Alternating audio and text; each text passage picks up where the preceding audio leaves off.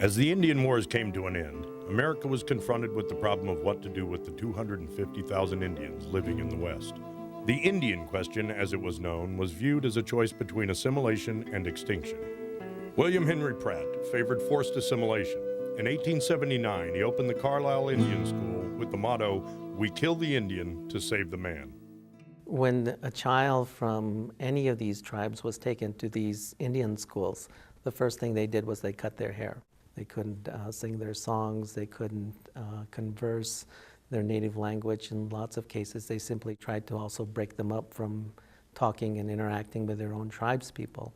At best, the boarding schools for the native peoples were an assimilation process. At worst, they were an expression of the philosophy of manifest destiny, which had really been a spiritual, economic, social, and political rationale for Europeans to come to this country, conquer it, destroy the peoples in many ways, and assimilate them into their culture.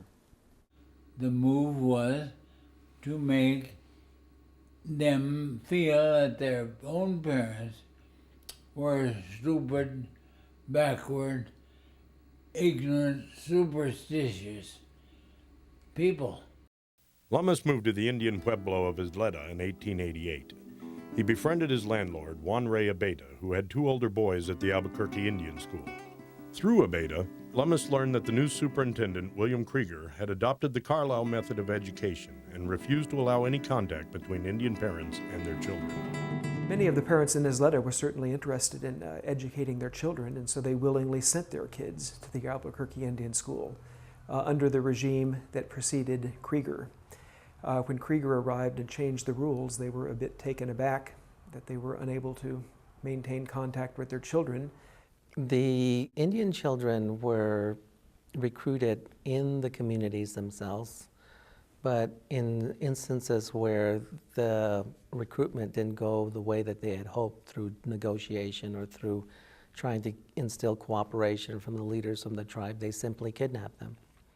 One of the children from Isleta, Tuyo Abeta, was evidently forcibly grabbed. When Lummis learned of Tuyo's kidnapping, he began a newspaper campaign to get all of the children returned.